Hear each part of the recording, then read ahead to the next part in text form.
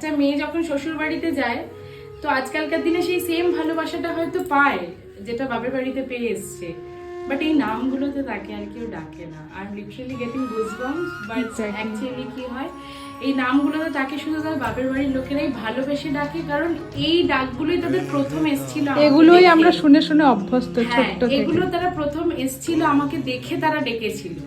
তো এই নামগুলো খুব স্পেশাল। তো আমি অন্যটা আমি নিজের সাথে সারা জীবন রেখে যেতে চাই, সো দ্যাট কি my legacy can take it also. তো এটাই খুব সুন্দর। कहता है बाबुल